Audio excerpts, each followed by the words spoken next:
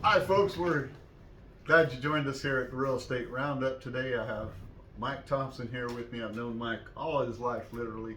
And Mike is started out in the oil field, went to become a consultant. Now he's got a shop, mechanic shop, and he's playing in the real estate game. So, Mike, how did you get started in the oil field?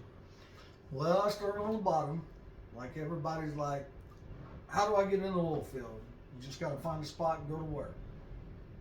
Started working lead tongs and worked my way from the ground up, one step at a time. Took a little time, but it was worth it in the end. And now you're a consultant, so you're the top dog there, right? Pretty much, yeah. Unless I want to go to an office.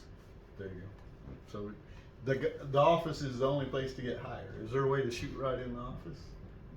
No. Dang. not that I know. I'm out then. Yeah, I wish. It would have been a lot less work. Yeah. It's well worth it though, and you gotta admire the time you put in. So, how long have you had your shop open?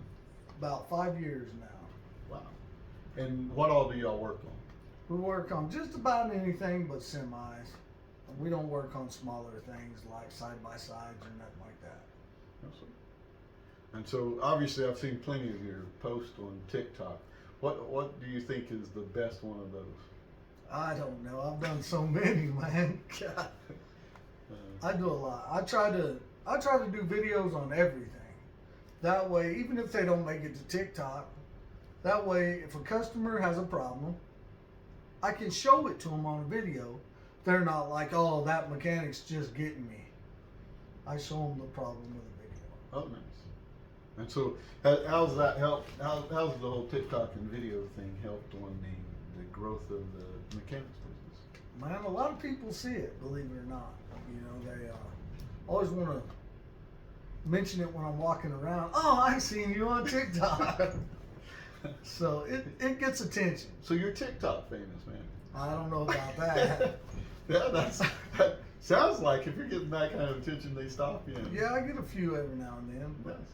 so I'm working on being famous. I'm gonna be famous one of these days.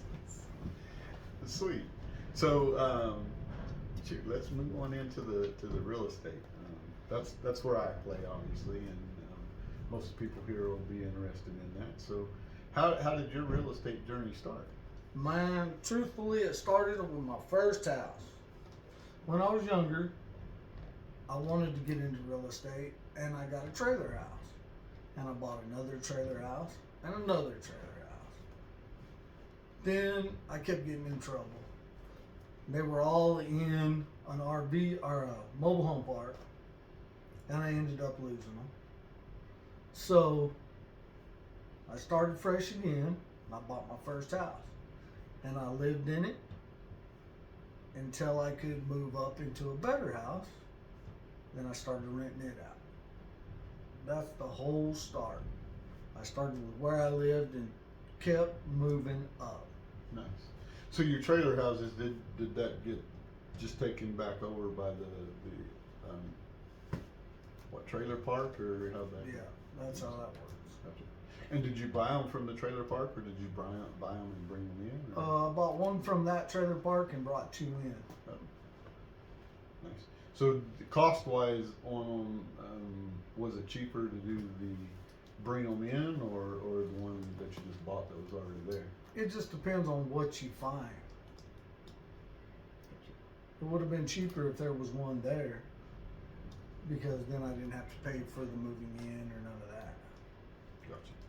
And so then you bought just upgraded houses. Now you're in this nice place here, and got plenty of land with it, and RV park on it. So, and then your shop's here too. And you've been buying land. What's the one thing you've learned the most about land? The thing I learned the most about land is it's not a tax write-off. That one really. Don't get in a bind. Don't buy dirt thinking it's a tax write-off. It's not. Nice. So obviously you found that after you owed the tax man way more than he needed to take. Yes, sir. Nice. That's pretty. So, is there ways that you can convert that land, or that you're converting that land to make it a tax write-off? Yeah, all upgrades. Just the dirt ain't a tax write-off. All upgrades are a tax write-off. So Nice. And so what all you got going on now? well, I've got a few rental properties. I've got my mechanic shop. That's my bread and butter. That's what I really like.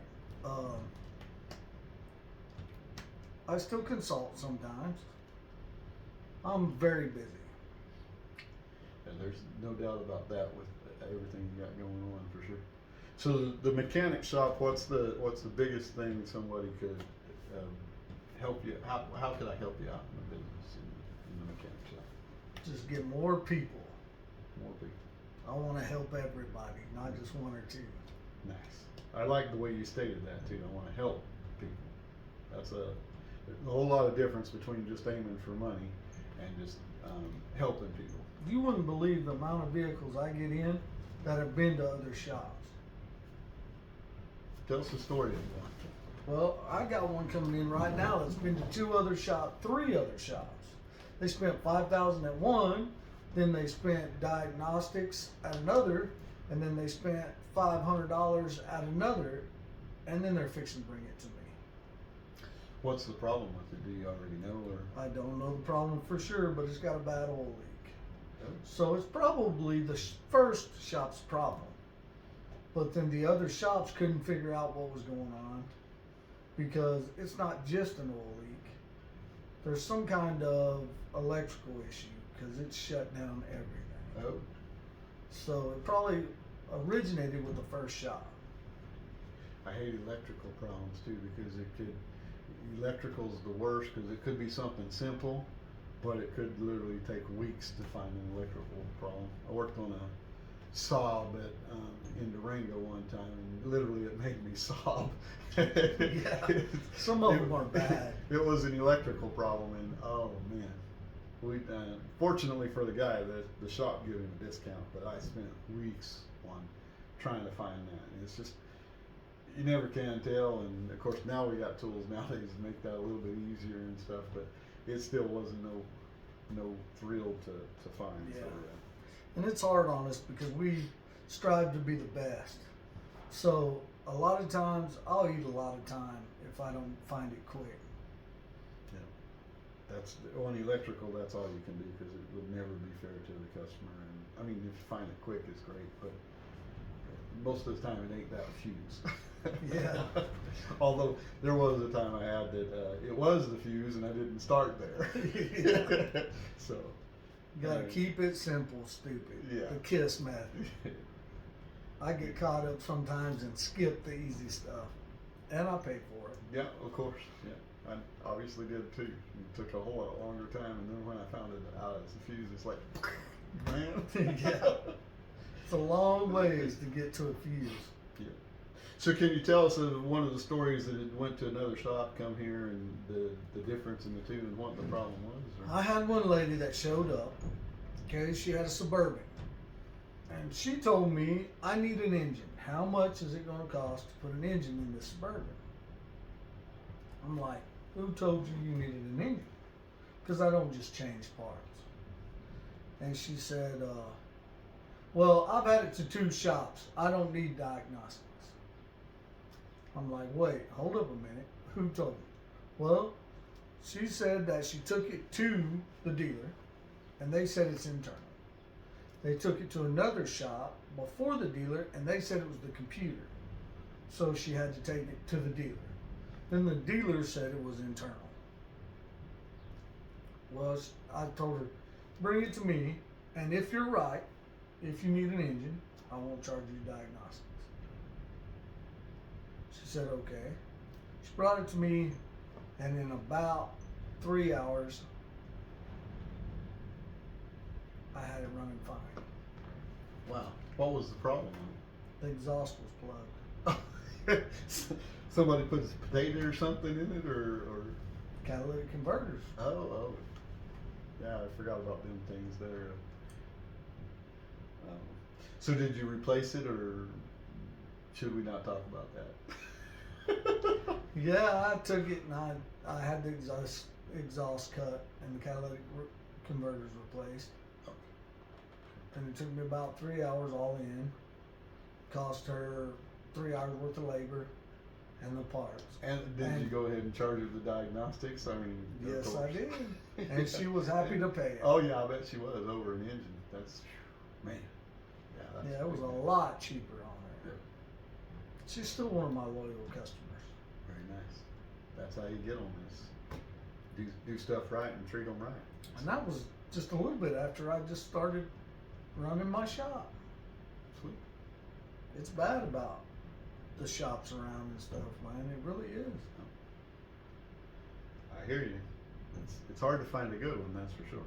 Yeah. Everybody knows that. Yeah. Sweet.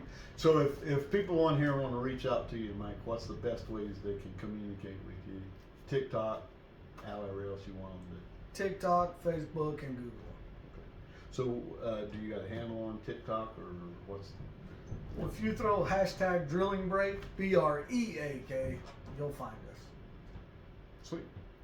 All right, Mike. Well, sweet talking to you, man, and we got to catch up and do this again. For sure. Y'all have a great one.